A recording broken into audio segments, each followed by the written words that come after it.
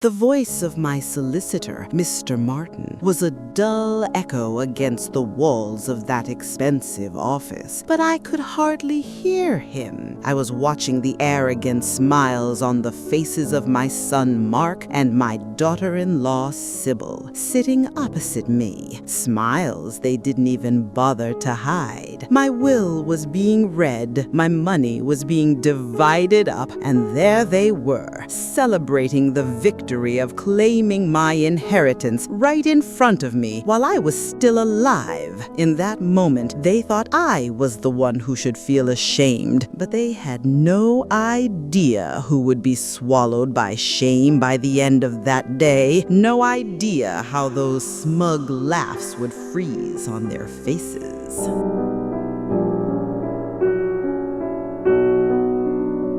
When my late husband Henry and I were building this fortune, scraping it together with our bare hands, we had only one dream. Even if we didn't live to see it, our children and grandchildren would be comfortable, never dependent on anyone, and our family name would be carried on with respect. He wasn't just my husband, he was my companion on the road, and we built this family with love, and above all with that unshakable trust we had in one another. Only later did I realize that I had been walking alone on that thin tightrope called trust all along. Without knowing it, the day my husband was laid in the ground, it felt as though I buried my son Mark with him as well, because the man who came to my house after that day, the man who called me Mom, was no longer the son I knew. He had turned into a stranger, someone who moved according to the poisonous words Sybil whispered in his ear, someone who forgot his mother's sacrifices and saw her only as a source of money. My daughter-in-law, Sybil, with that false smile and honeyed tongue of hers, had already begun to weave her web like a spider over everything my husband had left behind. The feeling of being a guest in my own home, even an unwanted burden, came so slowly that at first I was ashamed of myself. I found myself in the position of having to ask my daughter-in-law for permission just to cuddle my own grandchildren, and instead of keeping track of the money I gave them, I chose to ignore the whispered conversations where they schemed about how to squeeze even more out of me. The more I stayed quiet, the more I tried to keep the peace, the more they mistook my silence for stupidity, for a senility brought on by old age. And then that day came when my daughter-in-law Sybil, with that face that looked so sincere, told me that I must be tired by now and shouldn't trouble myself with all these properties and assets anymore, that it would be best if we put everything in order and transferred all the authority to them. I saw that strange glint in my son Mark's eyes. They didn't call it a will, they called it asset management. But there was only one thing I understood. They were taking the first step toward getting rid of me. That day, in that luxurious office, as I signed those glossy papers laid out in front of me with my trembling hand, I chose to believe the fake professional tone of my solicitor, Mr. Martin, saying, "This is just a formality, Mrs. Margaret. We're simply making things easier for you," because the man sitting opposite me was my own flesh and blood, the son I had devoted my life to. And in that moment, I did not want to believe that he could have become so heartless as to disregard his mother's life's work and see her nothing more than excess baggage in her own home. Before the ink of that signature had even dried, the masks of fake politeness my children wore began to fall off one by one. First, they sold the old car they used to sneer at as my old lady car and bought themselves the most luxurious model with my money. And then I heard, saw, and felt how they were squandering the funds I once worried over as the company has debts on holidays in resorts I'd never even heard the names of. What really hurt me wasn't that the money was being thrown away so carelessly. What really broke my heart was being cut off from the sound of my grandchildren's voices. Whenever I said to Sybil, "I'd like to see the children," she would brush me off with some silly excuse like, "School is really intense at the moment, Mum. They've no time at all." Or, "For your health, we'd better not come round. You know how it is in winter. We might bring germs." And my son Mark, my pride and joy, turned completely blind and deaf to his mother's cries and her loneliness. That was when left utterly alone within those four walls. It wasn't a tiny seed of doubt that was planted inside me, but a whole great tree of suspicion. Because when I was turned away from the doors of the very company my late husband had entrusted to me with the words, "After me, it's in your hands," when I was refused entry to the workplace I had helped build with my own two hands by a security guard saying, "We're under strict instructions from Mr. Mark. No one without an appointment can come in, Mrs. Margaret," I understood that this was no gentle managing mom's old age anymore, but an organized and merciless robbery. The moment I walked back out through the doors of that company, feeling the pitying, almost contemptuous look in that young security guard's eyes like a knife between my shoulder blades, I don't even remember how my feet carried me back to that big house. It was as if I'd been thrown out of my own life, out of the work of my own hands, reduced to nothing but a nameless, helpless old woman abandoned to the mercy of her children. And that shame weighed on my shoulders even heavier than my husband's death. That day, my home, those walls that had always been my refuge, seemed to close in on me as if they were mocking me. I looked at Henry's smiling photograph on the wall and said, "Henry, the son you were so proud of, the one you would thump your chest about and call my lion, my heir, has just had his own mother turned away from the gates of his empire like a beggar." And with the crushing weight of speaking that bitter truth out loud for the first time, I simply collapsed where I stood.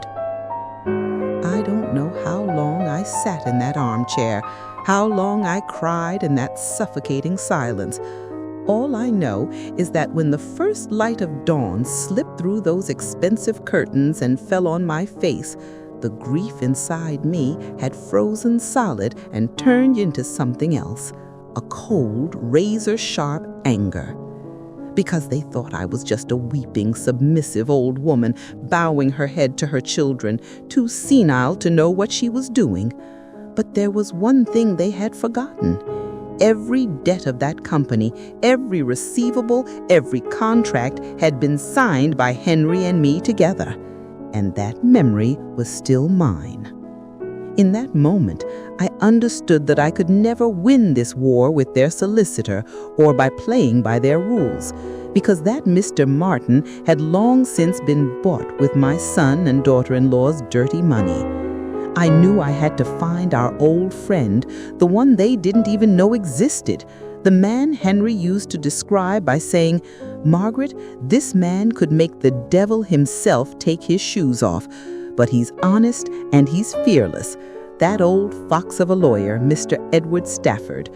Only a mind as ruthless and as fair as his could untangle this web of betrayal." Finding Mr. Stafford not in some gleaming modern glass tower, but by searching the dusty corridors of one of the oldest, most forgotten Victorian office buildings in London, made me feel as if I'd wandered into a spy film. To escape the pressure of feeling as though Sybil were watching my every move, I even had to lie to my usual driver. "I've got a routine doctor's appointment. You can just wait for me here." And then climb those narrow staircases, moving like a stranger hiding in her own life.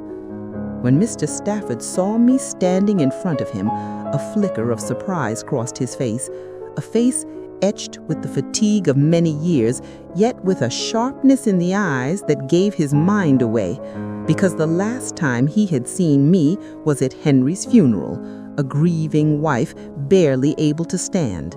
But the woman standing before him now was not there to cry. She was there to wage war on her own children. And that seasoned lawyer understood my silent resolve before I had even spoken a single word. When I told him everything, that foolish power of attorney I'd signed, how I'd been turned away from the doors of the company, my daughter-in-law's fake displays of affection, my son's terrible silence, I did it without shedding a single tear, in a voice as cold as ice. And as I spoke, it wasn't my pain that darkened Mr. Stafford's face, but the arrogance of the trap laid out in those documents. He immediately saw how that polished Mr. Martin had tricked me, exploiting my age to make me sign what was effectively a license for a total robbery, giving them full control. When Mr. Stafford slowly pushed the papers to the edge of his desk and looked up at me, the first words I heard from him were not words of comfort, but a declaration of war. He said, "Mrs. Margaret, the late Henry was my friend, but we'll put friendship aside now. With that paper you signed, you're no longer the owner of that company, just a shareholder. But there's something they don't know. You've also been lending money to that company for years. You're its biggest creditor. And we're not going to them for a son's affection. We're going to collect the interest on that debt." When I stepped out of Mr. Stafford's dusty office and into the courtyard of that old building, I felt as if tons of weight had been lifted from my shoulders. The grief, shame, and helplessness I had carried until that moment were suddenly replaced by the same steely resolve I'd had on the day my late husband Henry and I opened our very first little workshop, because now I knew exactly what I was going to do, which path I would take, and most importantly, how I was going to freeze those arrogant smiles on my children's faces. When I went back to that big house I'd come to think of as my prison, the walls no longer closed in on me. On the contrary, every piece of furniture Sybil had so tastelessly chosen, every ornament bought with my money, no longer looked like a source of pain, but like silent exhibits in the case I was about to bring against them. They had thought this house was my cage. They had no idea it had just become my war room, and that they would go on living right in the middle of that war room, under my very eyes. The creditor documents Mr. Stafford needed from me certainly didn't exist among my son's immaculate digital records in his glass-fronted office block. They were locked away in the old steel safe Henry had insisted on keeping, the one where he stored every old-fashioned handwritten record from the early days of the company, the receipts for the money we had raised by selling my bracelets, the farmland I'd inherited from my father, all of it written down as loans to the business. And there was not a single soul left in this world who knew the code to that safe but me. When I took those yellowed papers in my hands, those documents that proved both my sacrifices and my children's ingratitude, Mr. Stafford's last words rang in my ears. "Do not give anything away, Mrs. Margaret. You are still the innocent, trusting old mother who knows nothing. Let them relax. Let them enjoy spending that money. Because the higher a person flies, the more it hurts when they fall." When I handed that file to Mr. Stafford, those yellowed sheets that represented 50 years of work and sacrifice, it was in the corner of a small cafe, hidden behind my lie about a doctor's appointment, and I felt as if I were passing over a weapon in some criminal exchange. I knew in that moment that I wasn't just giving evidence for a lawsuit. I was pulling the trigger on a relentless war against my own child. Every single figure in those ledgers was worth more than the expensive furs Sybil had draped over her shoulders. From that day on, my house stopped being a home and turned into a silent stage. Every time Sybil asked in that sugary voice, "Mom, are you all right? Can I get you anything?" I had to smile smother the ice-cold fury inside me and put on the most pitiful, needy expression I could muster, forcing myself to say, "Bless you, my dear. What would I do without you?" The weight of those words was a shame even worse than being thrown out of my own company. My son Mark didn't even bother to play at false kindness. He could sit at the same table as me and behave as though I weren't there at all, puffed up with the arrogant pride of being in charge of the company, completely erasing me from his world. What he didn't know was that the mother he now dismissed as no longer useful was the true creditor who had laid the foundations of that business, and every pound he squandered so carelessly would soon come back to him as a cold, formal claim, a demand laid before him like ice. Their sense of ease, the confidence they drew from my supposed senility, grew so great that I decided to push the act even further. I would become in their eyes a woman who had truly lost her memory, who no longer knew where anything was, a helpless old soul entirely at the mercy of her children. Because I knew that if you want to catch your enemy at their weakest, you must look even weaker, more harmless, and more foolish than they believe you to be. And so I began to wait patiently for the day when I would be the one laughing last. The day my daughter-in-law Sybil swept into the sitting room in that gleaming silk dress, the kind that screamed it had been bought with my money, and held out a bundle of her old, worn-out clothes to me, saying, "You can wear these now, Mum. They'll suit you." I had to bite the inside of my cheek just to keep that grateful little smile on my face. Because in that moment saying, "Thank you, my dear, how thoughtful of you," instead of throwing those rags straight back in her face, felt like a humiliation even worse than being turned away from the gates of my own company. My son Mark, meanwhile, was proudly explaining to me how he was planning to get rid of the very factory his father had treated like a beloved child, the one Henry used to point at and say, "This place is our firstborn, Margaret. If this goes, we're finished." Mark told me all this as if it were some great triumph. "We'll invest in technology, Mum. You don't understand these things." In that moment, I realized he was not only ungrateful, but had also turned into a fool who trampled his father's legacy underfoot. That factory's land alone was worth more than the entire company is now, and he hadn't the faintest idea.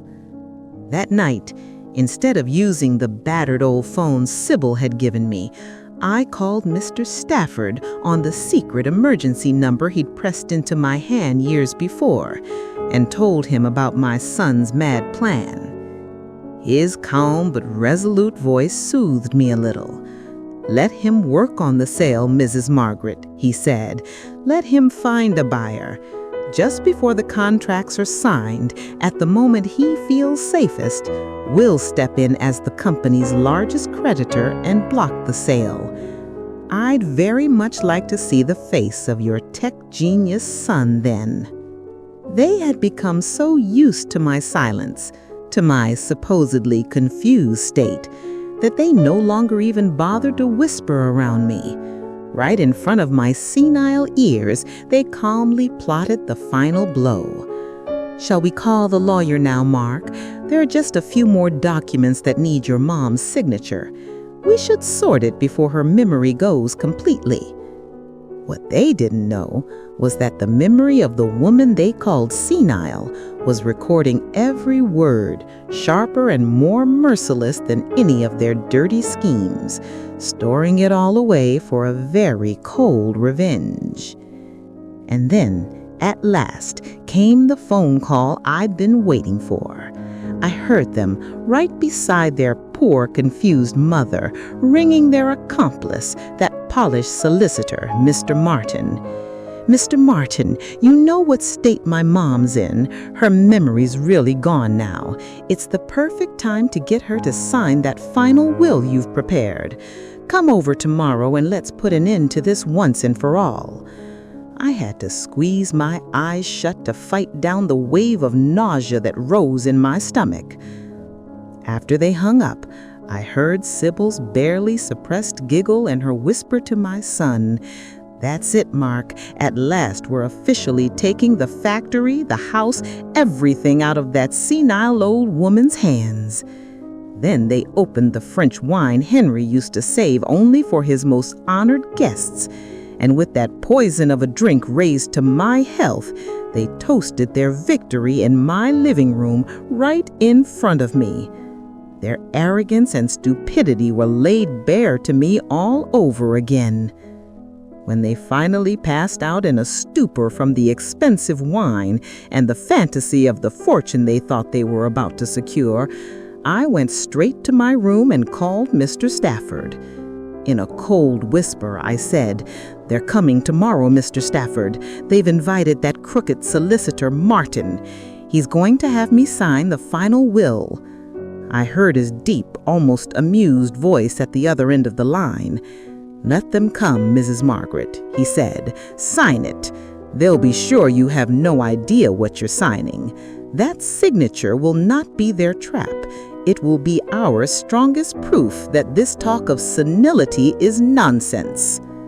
I didn't sleep a wink that night because I kept replaying what would happen in that smart office tomorrow, imagining the mocking smiles they would throw in my face as my will was read out.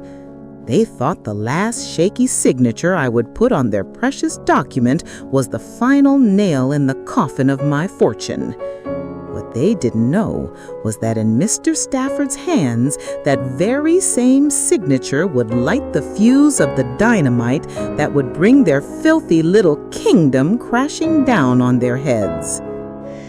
The day that fancy solicitor, Mr. Martin, walked into my sitting room, that room where my late husband and I had hosted so many friends, every corner still smelling of hard work, the air was so thick with greed you could almost touch it, while my daughter-in-law Sybil greeted him with her fakest welcome smile. My son Mark sat planted in his father's armchair as if he'd just pulled off some great triumph, and with that arrogant tone of his said, "Mum, Mr. Martin's here for you. Let's get this sorted," ready to grind what little pride I had left into the floor. When Mr. Martin laid those thick, glossy documents in front of me, he didn't look at me at all. He turned straight to Mark and said, "Mark, I'll summarize the will in terms your mother, Mrs. Margaret, can understand, given her memory issues, of course," speaking as if my mind couldn't grasp a thing, as if I were the only idiot in the room. And when that repulsive solicitor said, "Control of the entire estate is hereby transferred to your son Mark until such time as Mrs. Margaret's mental faculties are fully restored," I saw it. That sneering, triumphant smile spread across my sons' and daughter-in-law's faces, those vile grins that said, "We've finally done it. We've taken everything from this senile old woman." I swallowed the ice-cold rage inside me and remembered Mr. Stafford's voice. "Play your part, Mrs. Margaret. Let them think you're a fool." So I put on my frailest, most pitiful act. When I picked up the pen, I deliberately let it slip from my hand twice, so it clattered onto the table. Sybil, with her poisonous mock patience, said, "Oh, Mum, don't tire yourself. Let me help you." And I let that toxic hand of hers guide mine, let those disgusting fingers touch my own, because I knew that the paper I was signing was not my death warrant, it was theirs. As soon as the signature was done, the heavy air in the room sliced away and was replaced by a disgusting sense of relief. While Mr. Martin packed his expensive briefcase, Sybil and Mark exchanged one last smug glance, making it perfectly clear how much pleasure they took in my defeated, finished state. They thought they'd got my will signed that day. In reality, with that trembling hand of mine, I had just signed the first charge of dynamite that would bring down their arrogant little kingdom, the first crack in their trap about my mental incapacity. And I was already impatient to see who would feel ashamed by the end of all this. When the echo of that accomplished solicitor's expensive shoes faded down the corridor and the front door slammed shut behind him, I watched Sybil finally drop the thin mask of politeness she'd been trying to hold in place. She flung herself around her husband's neck in a way that screamed, "We finally got rid of that old bat!" I burned that image into the darkest corner of my mind. That embrace was not the joy of a child who loves his mother. It was the filthy victory cry of a vulture landing on a corpse. Before the ink on that sham of a will had even dried, my son Mark sprawled back in the leather armchair his father had once guarded jealously with the words, "No one sits here but me," stretched his arrogant feet out on Henry's beloved walnut coffee table, and rang the buyer for the factory. I heard him say, "It's all sorted. We've got Mum's signature as well. That's done. Come round tomorrow and pick up the title deeds." In that moment, I realized my son had sacrificed not only his conscience, but his mind to his greed. He had no idea that the very signature he was bragging about was the strongest weapon in Mr. Stafford's hand to stop that sale dead. As for my daughter-in-law, Sybil, she had now completely abandoned the fake "Mummy darling" routine. She looked at my senile body sitting in that armchair as if I were an object, an unwanted piece of clutter. Staring at the photograph of me in my youth, the one that Henry had framed with his own hands, she actually had the nerve to say, "God, this house is so gloomy, Mark. We really need to get rid of all this old, dusty stuff and buy something modern." She had sunk that low. What she didn't know was that the only things about to be thrown out, the only things that had truly grown old and worn, were their fake little kingdom and their borrowed sense of power. While their victory-drunk laughter rang through the sitting room, I slowly shuffled off to my bedroom, still playing the role of the exhausted and beaten old woman. The moment I closed the door behind me, I sent Mr. Stafford a single-word message, our code, signed. The dice had been cast. The game had begun. All that was left for me to do now was to wait for that final act, that great moment of shame when Mr. Stafford's words would come true. The day he tries to sell that factory, the day he relies on that signature, will be the day your son pulls the rope on his own noose, Mrs. Margaret. The morning after I put that signature down, my house didn't feel like a place of celebration at all. It felt like the noisy chaos that swarms a house after a funeral, when the last, most grasping relatives pick over what's left. Before I'd even finished my breakfast, Sybil was walking across the hand-woven rugs Henry and I had chosen together, muttering, "These are so out of date now," while my son Mark, instead of putting on one of his father's dignified suits, strutted about in one of those shiny, vulgar outfits he'd bought with my money, preparing to go and place what he thought would be the final signature, like a general heading off to a great victory. Just before he left the house in all that arrogance, he came over to the chair where his senile mother was sitting, and with fake tenderness but that mocking glint in his eyes, said, "Don't you worry about a thing, Mom. Once I've sold the factory, I'll get you the most luxurious, most comfortable room in a care home. They'll look after you better than I can." In that moment, whatever last trace of mercy I had left for him turned to ash. I realized then that he might be my child, but he was no longer my darling. He was my enemy. As I watched from the window while he climbed into his expensive car and drove off to sell the last piece of the fortune he'd torn from his senile mother, I remembered Mr. Stafford's words. "Let him go, Mrs. Margaret. Let him think he's going to sign, because at the door of the land registry, it won't be the buyers waiting for him. It'll be our enforcement officers." And so, instead of pitying the car disappearing down the road, I found myself praying for that inevitable end, that great humiliation, to come as quickly as possible. Just then, as I forced down the now cold tea Sybil had cheerfully shoved into my hand, I felt the silent vibration of the secret phone I kept hidden in my bodice. The message on the screen from Mr. Stafford, "The game's on," hit the frozen walls of my heart like a stone. I knew that at that exact second, my son Mark, with his proud, arrogant face, was no longer being presented with documents for the sale of the factory, but with an enforcement order on his own life.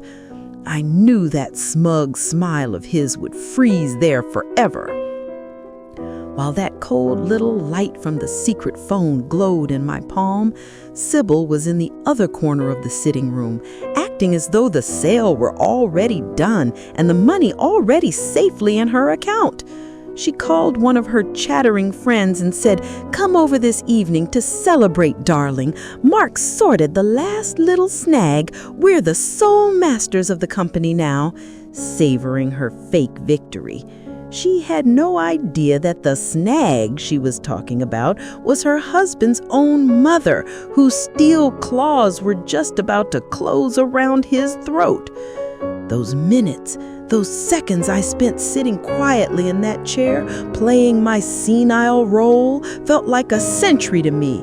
Sybil's greedy fingers were busy scrolling on her tablet, picking out tasteless modern rubbish to replace the old armchairs where Henry and I at once sat side by side. While she dreamed of the new little kingdom she would build on top of my life's work, I sat there as a silent spectator to the public disgrace, the inevitable collapse my son was about to face at the land registry. Then the shrill ring of the old house phone sliced through the silence like a knife and was enough to wipe the cheerful smirk straight off Sybil's face. We both knew a call at that hour was no good sign. It couldn't be Mark, because by now he ought to have signed everything and be on his way back, ready to start celebrating. That ringing phone was the first herald of Mr. Stafford's move, the first warning of the inevitable end. Sybil reached for the receiver with that same contemptuous "who dares disturb us" attitude and said, "Hello?" The few seconds of silence and then the way her face turned paper white told me everything. Her panicked scream, "What do you mean enforcement?" And then, "Where is Mark? What have you done to my husband?" echoed through the house. That was the moment I tasted the first, sweetest fruit of the revenge, of the justice I had been waiting for months. Watching Sybil's face turn to stone, hearing her try to argue in that thin, frightened little voice with the cold, official voice on the other end of the line. "Who are you? What creditor? The company doesn't owe anyone a penny. You're lying," gave me a chill satisfaction I can hardly put into words, because she still had no idea that the senile old woman she despised was in fact the company's largest creditor, and she still thought she was living safe and warm inside the cocoon of her own lies. When she finally hung up, the silence that followed was almost deafening. Then she turned to me, to the useless mother-in-law sitting in the armchair, and stammered, You don't know anything about this, do you?" Seeing that first flicker of fear and doubt in her eyes, watching my all-controlling, all-knowing daughter-in-law suddenly look like a tiny mouse trapped in a corner, gave me more pleasure than the day I was thrown out of my own company had given me pain. With my most innocent, clueless expression, I looked up and said, "Has something bad happened, my dear?" That was all it took for her to lose whatever grip she had left on herself. "Shut up! Just shut up! This is your fault! All your fault! You cursed old woman!" she screamed, hurling the expensive crystal vase at the floor. In that moment, I saw that the hysterical monster hiding behind her mask of politeness had reached the end of her act too, while she ran back and forth across the room, jabbing trembling fingers at her expensive phone, desperately dialing her husband's unreachable number. "Pick up, Mark! Pick up! You've ruined us!" I simply sat in my armchair and understood with a strange calm that Mr. Stafford had been right. Let them go mad, Mrs. Margaret. The more they panic, the more mistakes they make. Those words were coming true right there in my silent sitting room. As Sybil's hysterical screams echoed around the room, the front door didn't open with the click of a key, but with the dull crash of something forced. My victorious general of a son stumbled in, shoulders slumped, that flashy suit hanging off him like a rag. The stark contrast between the arrogance with which he'd left and the wreck he was now. The perfect timing of that rough justice, I felt it down to my bones. He sank in the middle of the room, not into his father's armchair, but onto the floor, staring blankly at the shattered pieces of the vase Sybil had thrown, instead of at anything living. Even when his wife grabbed his shoulders and shook him, crying, "What's happened to you? Say something!" he couldn't get a single word out. The man who said, "I've sorted everything," had just suffered the greatest defeat of his life, struck from the place he least expected, by the mother he had written off as senile. When he finally broke the silence and turned those poisoned eyes on me, on the ignorant old woman in the armchair, and in a shaky, beaten voice said, "You did this? That lawyer? That Stafford man? Where did you find him? Where did this debt come from?" I could almost see his last mocking smile freezing in the cold corridors of the land registry. Sybil's bewilderment in that moment, her shrill, stupid cry of, "What could this senile woman possibly have done to you?" showed me just how small and greedy her mind really was.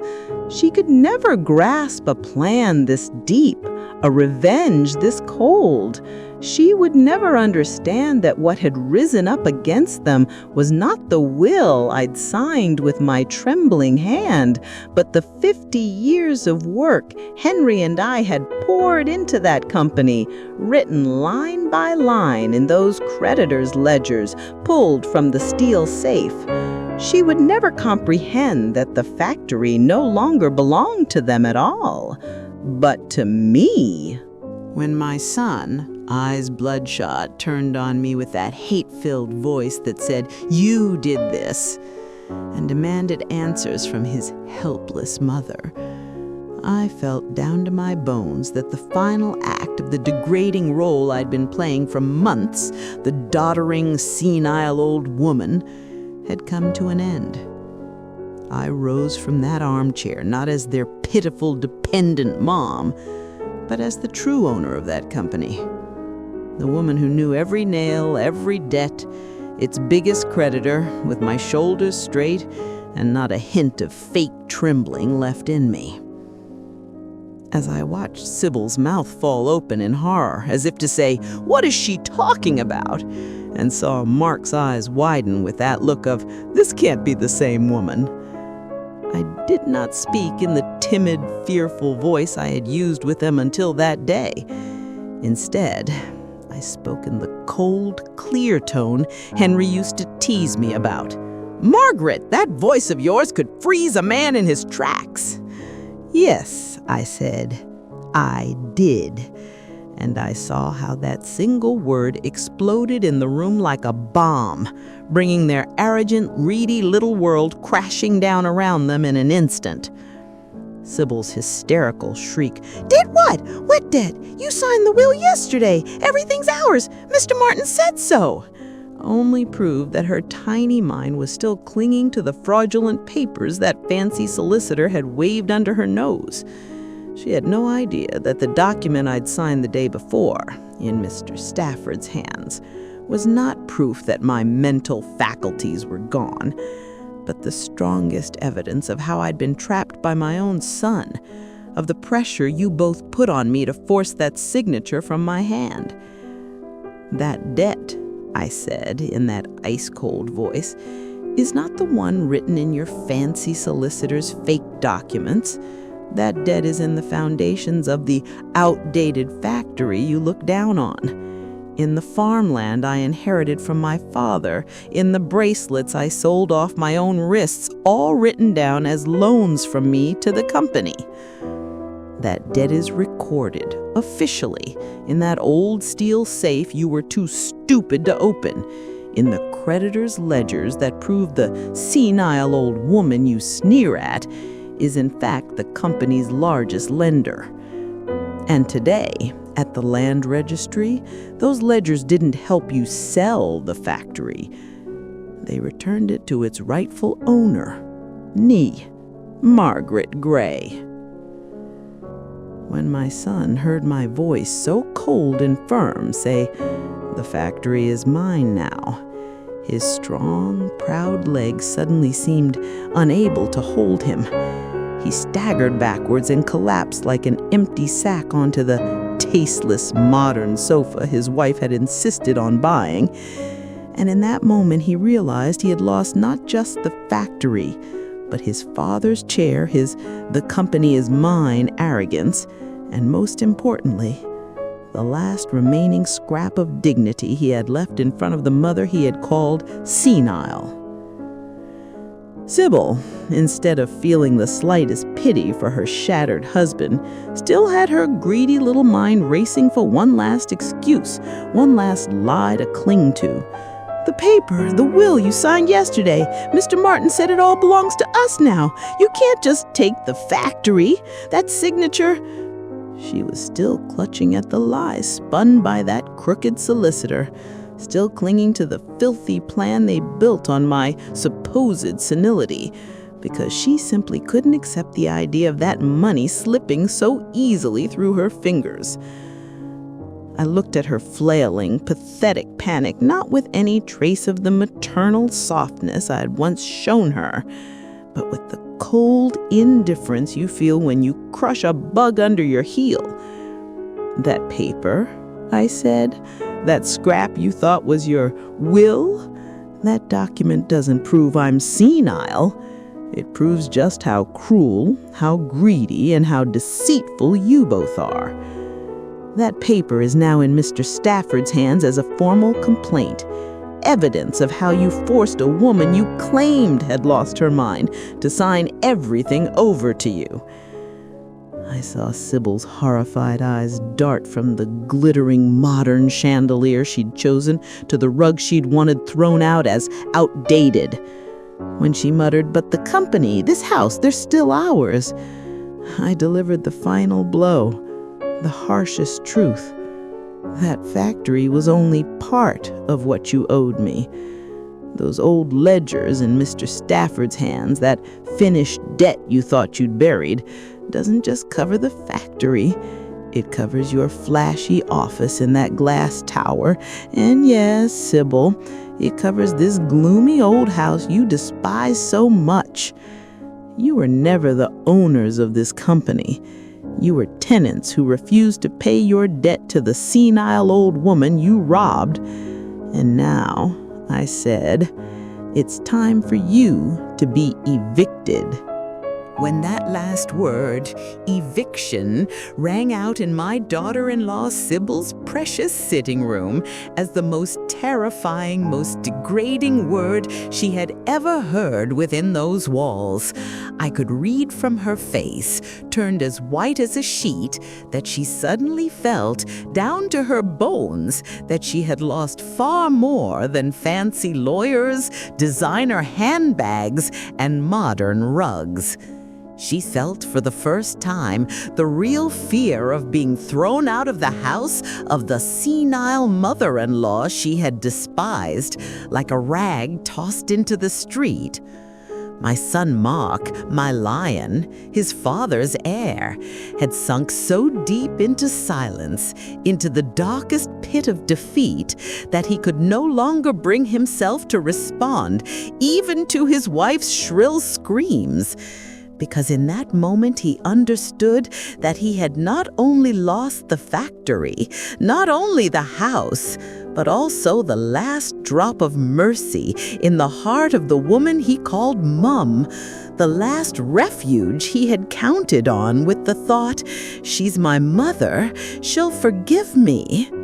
Sybil, however, was too proud to accept even this collapse, too greedy to swallow defeat.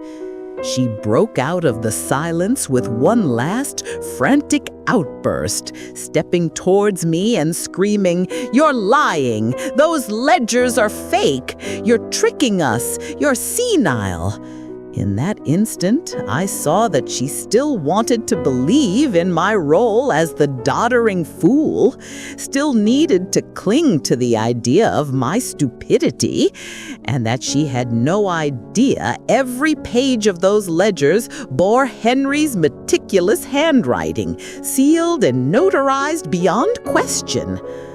I met the hatred in her eyes, that I could kill you look, with my own icy calm, without a sliver of fear, and said, "You won't be speaking to me any more, Sybil. You'll be speaking to my solicitor, Mr. Stafford, who knows exactly what to do with the so-called will your pet solicitor, Mr. Martin, had me sign, is already on his way to discuss those fake ledgers and the eviction order for this house with you." When she felt the cold, irreversible weight of the words, "My solicitor is on his way," settle on her shoulders, even her final scream, "You're lying," stuck in her throat. She finally understood that this was no longer a family quarrel, no mere squabble over inheritance. This was a legal trap, carefully laid, every step calculated by the senile woman she had underestimated. And she was caught right in the center of it, pinned to the floor of the modern sitting room she was so proud of. My son Mark, that proud boy of mine who had once said Mum wouldn't understand, could not even bring himself to look at his wife collapsed on the cold marble floor. He kept his eyes away from me, the mother he now associated only with shame, and fixed them instead on the sharp, glittering shards of the crystal vase Sybil had thrown, the jagged fragments of his shattered life. In that moment he realized he was not just a fool who needed his mother's money, but a fool who needed his mother's mind as well. As I watched, I saw the filthy alliance of that husband and wife, the two who had clung to each other in their victory, clinked glasses and whispered, "We're finally free of her," crumble to dust right there in the sitting room. Sybil, sprawled on the cold stone, did not look at her husband as the man she'd once called my Mark, but as an enemy. Hissing through her teeth, "This is your fault, all because you trusted that idiot mother of yours. You've ruined me, and you've ruined the money." She handed him the bill for their defeat on the spot. Watching how their hatred for each other boiled up, how the fake love that money had stitched between them evaporated at the first real tremor and turned into the ugliest accusations, I felt the last trace of pity die inside me. I could see that they hadn't only stolen my property, they had lost the last human bond they had with each other through their own greed. And my eviction order would empty not only this house, but also that sham of a marriage they had built on lies. Right at that moment, just after I had said, "Mr. Stafford is on his way," the sound of the doorbell sliced through the poisonous silence of that expensive sitting room like a knife. Sybil, who had collapsed on the floor, jumped as if she'd been shocked with electricity. Another perfect piece of timing from whatever justice rules this world. Because that bell was not the polite arrival of a guest or a friend. It was the cold, official herald of eviction, the sound of the inevitable end. As they stood there, staring at each other in panic, like two trapped animals, wondering, "What do we do now?" I wanted them to see how calmly, how steadily the senile, useless mother they had dismissed rose from her armchair. I wanted them to watch me walk with unshakable strength down the hallway of my own home to open that door myself. Because the person opening that door was not their pitiful mother. It was the true owner of the company that fed them, the only person who had any real say in that house, the woman who was ending their filthy little reign. And when I opened the door and saw the face standing there, the calm, sharp features of my fox of a lawyer, Mr. Edward Stafford, I felt a deep, quiet peace settle inside me. He had not come alone with a briefcase full of lies like that fancy fraud, Mr. Martin. He had come with two serious-looking men at his side, the living embodiment of the state's authority and of the unbreakable law written into my creditors' ledgers to deliver the final word. Mr. Stafford glanced over my shoulder into the sitting room, taking in my two greedy, ungrateful children, my son and his wife, sprawled there like strangers, like unwanted guests in someone else's house. Then he turned to me and in the most respectful, clear voice said, "If I may, Mrs. Gray, it's time we officially inform your guests in there who the real owner of this house and this company is." When I looked at his face, that respectful expression, as if to say, "What are your instructions?" and at the men beside him, the formal representatives of the strength I had carried alone for so long, I felt the last weight lift from my shoulders. Until that moment, I had fought this war in secret, alone in the shadows of my senile act. But now, standing on my own doorstep, I was finally ready to harvest the fruit of all that bitter patience and say, in my calmest, strongest voice, "Please, Mr. Stafford, come in, treat this house as your own, and do what needs to be done with those ungrateful people inside." When Mr. Stafford and the officials entered the sitting room, the same room where I had played the helpless old woman, And where my son and his wife had once filled the air with their victory laughter, the scene was the exact opposite of the one just 2 days before, when that false solicitor, Martin, had forced his will under my pen. Then they had celebrated with their fake power, toasting a dirty little dynasty built on my supposed senility. Today, the cold official stamp of my creditors' ledgers had arrived to announce the end of that world. When Mr. Stafford, in his measured, emotionless tone, declared, "A freezing order has been placed," the last glimmer of hope shattered in Sybil's eyes. Her final feeble scream, "But this house is in my name! The deeds are in my name!" told me she still couldn't grasp how worthless that slip of paper, bought with my money, was when weighed against 50 years of labor and the steel-hard force of the creditor's accounts.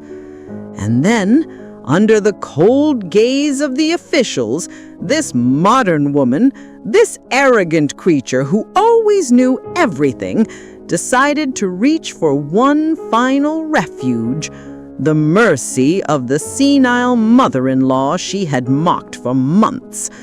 Crawling across the floor, she clung to my legs and sobbed her crocodile tears. "Don't do this, please. He's your son. Are you really going to throw us out on the street?" In that moment, she played the last, ugliest, fakest role of her life, and even that act had finally come to an end.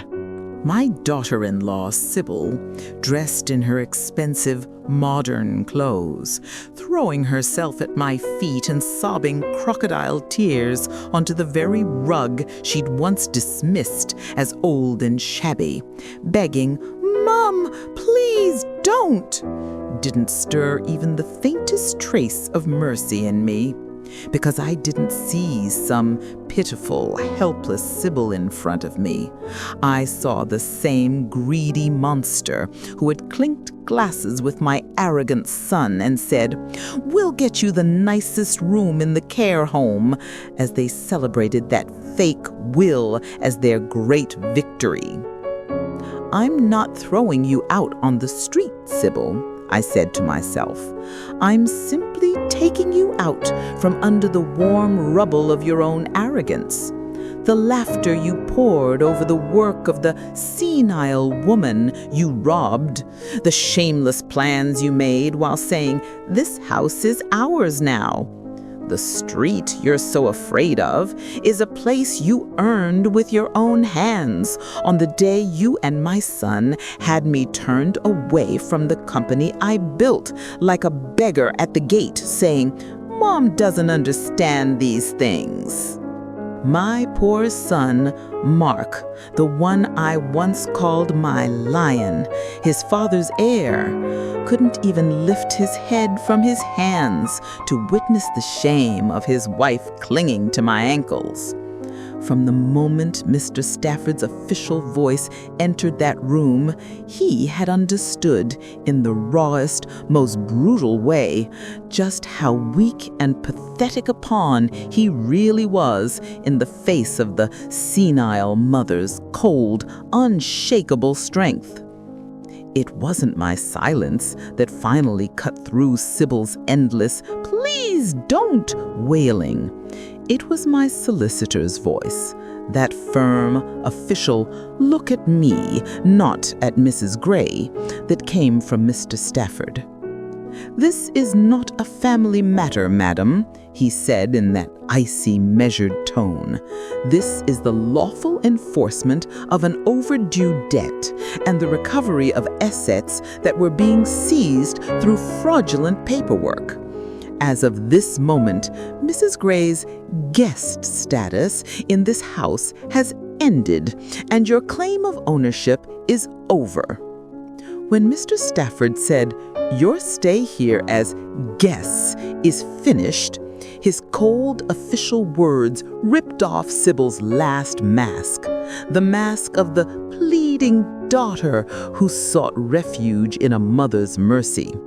She rose from my feet, no longer as a broken, begging woman, but with venom in her eyes, looking at me, the woman she had called senile, as if I were her worst enemy.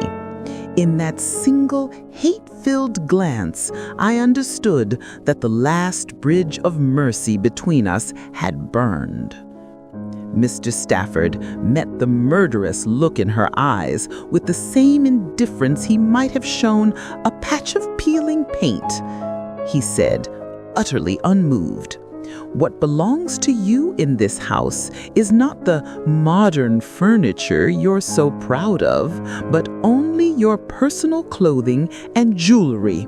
You have exactly 24 hours to gather those, madam." I watched the phrase 24 hours hit her like a slap, forcing her to understand that the grand reign of the woman who had strutted around saying, "We own everything now," had been reduced to a single miserable day.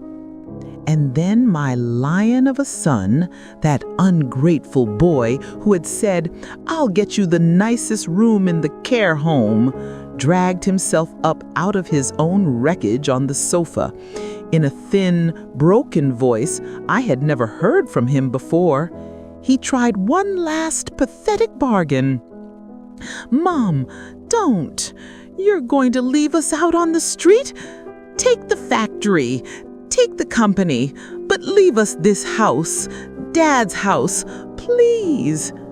Hearing him dare to put his dirty mouth around the words "your father's house" dried up the last drop of pity I had left.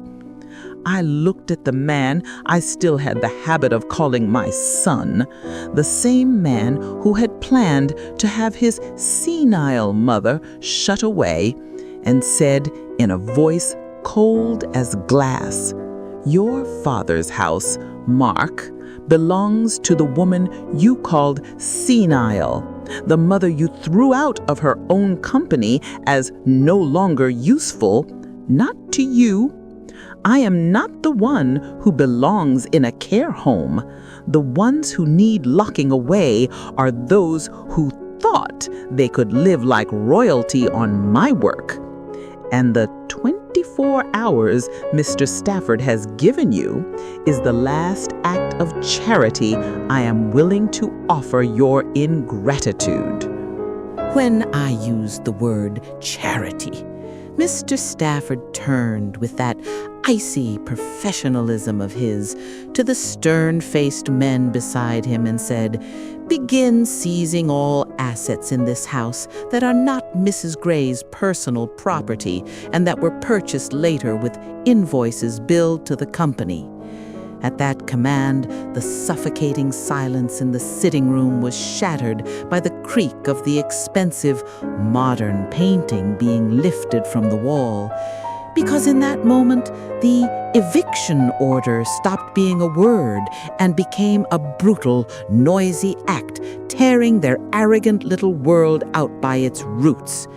The instant my daughter-in-law Sybil saw the tasteless painting she'd proudly hung, the one she always claimed she'd bought with my own money, being taken down, she sprang up from where she'd collapsed like a snake and shrieked, "Don't touch that! That's mine!"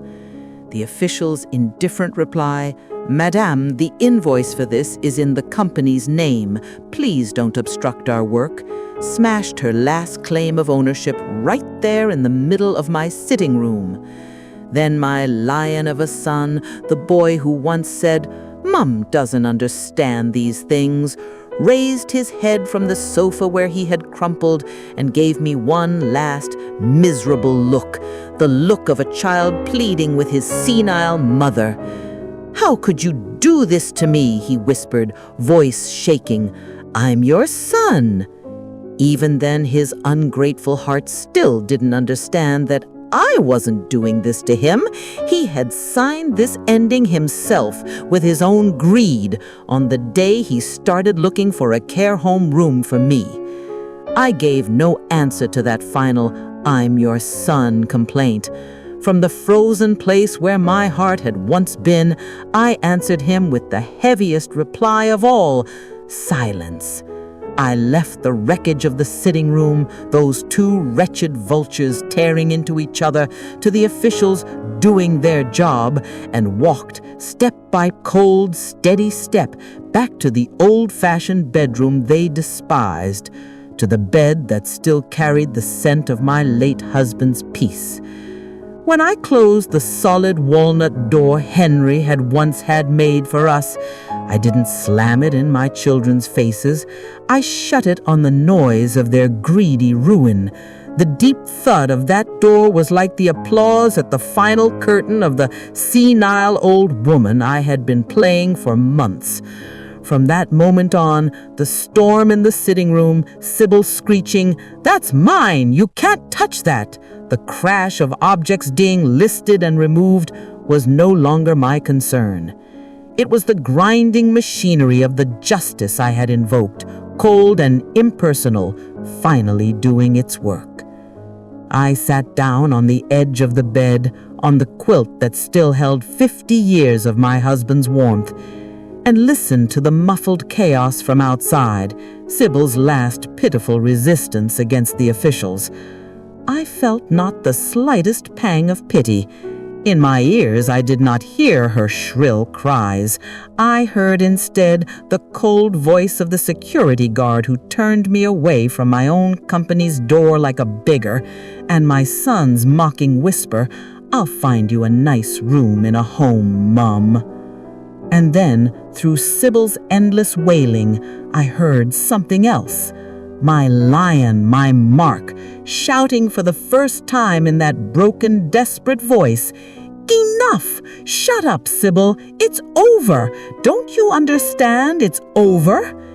In that moment, I knew that what he called over was not just the money, the titles, and the fake little kingdom. He understood that his last refuge, the mother he still thought he could run back to, was over as well, and that he was truly alone under the rubble. I looked up at Henry's smiling face in the photograph on the wall, and I whispered, "Do you see, Henry? Your lion of a son, the boy you loved so much, and the daughter-in-law you called my pride, have torn apart the home we built with our sweat, all for greed, all for ingratitude." Then I added, "But don't you worry. The wife you once teased as forgetful has looked after your legacy far better than those vultures ever could. And that noise in the sitting room, that chaos you hear, that is justice, my dear, the sweetest, loudest music of justice." The noise of the chaos behind that door, the scrape of furniture being dragged across the old and shabby floorboards she'd always mocked, the clatter and thud echoing through the house, Sybil's last desperate screams of "Leave that, that's mine," did not reach the ears of the senile old woman sitting on the edge of her bed as a song of revenge, but as the loud, rightful proclamation of delayed justice. Because those sounds were the final ragged breaths of my ungrateful children's fake little reign. As I looked out at the magnolia tree I had gazed upon for years, standing so calm and peaceful outside my window, the storm inside the house suddenly felt distant, meaningless. I knew that Sybil wasn't crying over the modern furniture or the tasteless ornaments.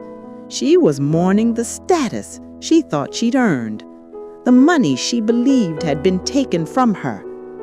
She had never, not for a single day, shown the slightest respect for the memories soaked into these walls, for Henry's work, for my sacrifices.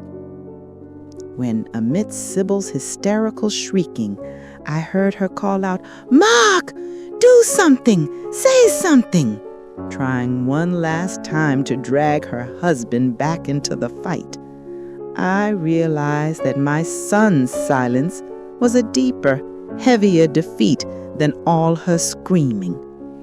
Mark knew he had nothing left, not a single word, not a scrap of honor with which to defend himself against the senile mother he had betrayed or the creditor's ledgers that condemned him. There in my quiet room, in the middle of their noise, I placed my tired hand on Henry's old walnut desk and whispered, "It's over, Henry.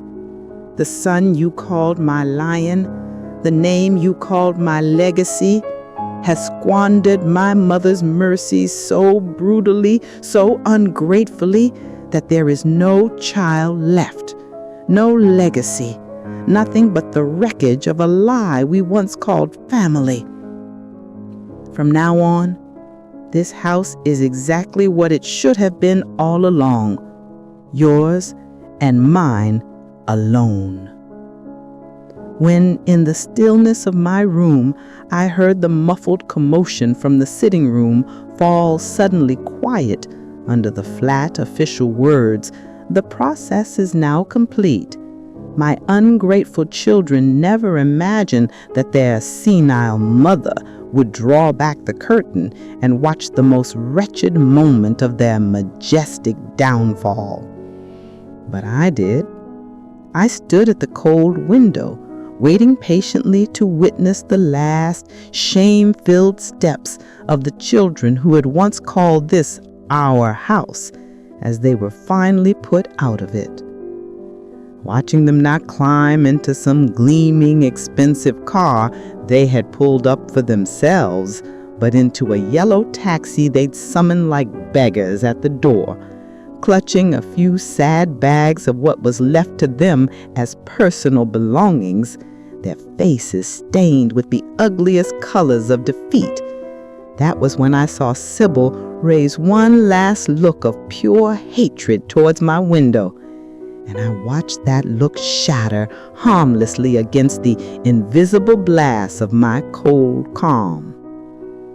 When the taxi turned the corner at the end of the street and disappeared, carrying with it the last dirty shadow of their ingratitude out of my life and out of my home, a silence settled over the house so deep, so vast, that I understood.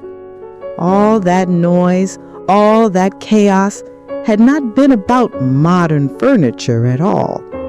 It had been the sound of 50 years of motherhood, of child love collapsing into rubble. And that silence, that was the first true breath of my new life, my single, free life. When I heard Mr. Stafford's weary but triumphant voice say, "It's done, Mrs. Gray. Your home is yours again," I slowly walked across the rug they had once planned to throw out, looked at the bare patches on the wall where Sybil's tasteless decorations had hung, and remembered that will day, the mocking faces, the smug smiles, the way they had laughed at me in this very room. That day, the ones laughing in this sitting room were my ungrateful children. But in the end, the one who laughed last, the one whose bitter, justified laughter rang truest, was the senile mother whose justice they had so badly underestimated. When I heard Mr. Stafford's final professional words, "It's over now, Mrs. Gray. Everything is back under your control," and looked at the tired but respectful face of the man who had saved me, I only said a simple thank you, because I knew I wasn't just seeing a lawyer out of my front door. I was saying goodbye to the last witness of that dark season when I played the part of the senile old woman. When that door closed behind him, the last official page of that war closed with it. I didn't close that door on my ungrateful children's faces. I closed it on my newly recovered peace. When I walked back into the sitting room and looked at the empty space over my old shabby rug, at the ugly marks in the floor where Sybil's tasteless furniture had stood. I realized that emptiness was the cold, merciless void where my love for my children used to live. Their ingratitude had stripped this house not only of those things, but of the last trace of mother's mercy I had for them. Then a silence settled over the house, so deep, so complete, that the absence of Sybil's shrill laughter, of Mark's arrogant footsteps, of those belittling whispers, "Mom, don't do that. Mom, you don't understand," felt like medicine to my tired soul. I understood suddenly that what I had once called loneliness was in fact the true shape of peace, cleansed of the filthy noise of their ingratitude. That night, after the final, exhausting performance of my senile act, I sat down in Henry's old armchair, the real throne of the house I'd been treated as useless in, and I did not shed a single tear for the children who had gone. I did not cry out in joy for the fortune I'd reclaimed.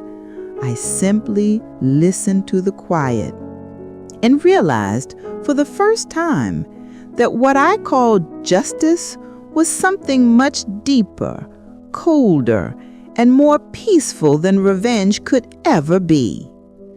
The next morning, after the storm of eviction, when the first light of the sun fell into my home and I woke up in the deafening silence that came with the absence of Sybil's shrieking voice, of Mark's swaggering steps, I understood.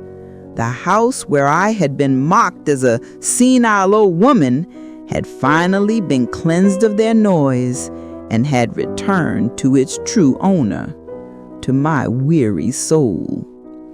In the empty sitting room, standing on the rug they had called ready for the bin, I glanced at the deep, ugly scars their furniture had left in the floorboards, and at the pale mark where their painting had hung. I saw that just like my tired heart, the house now bore the darkest, deepest traces of their betrayal. But I also knew that those scars were only the last memories of their ingratitude, and that with time they would fade, just as my peace grew stronger. Later that day, when I walked into the kitchen, not with the trembling hands of the senile woman they said can't do anything anymore, but with the calm assurance of the only true owner of this house, and lit the flame under the kettle, I realized how much more precious, how much more peaceful a simple cup of tea made by my own hands was compared to the poison cups they had once handed me with their false affection. Sitting by the window, in the very armchair where I had once waited to be put away in a care home, I drank my tea, and I felt not the slightest pity, not a flicker of if only or regret for the children I had driven from my door like beggars the day before. I understood then that justice does not arrive hand in hand with mercy. True peace comes only when ingratitude is made to pay the coldest, hardest price it deserves.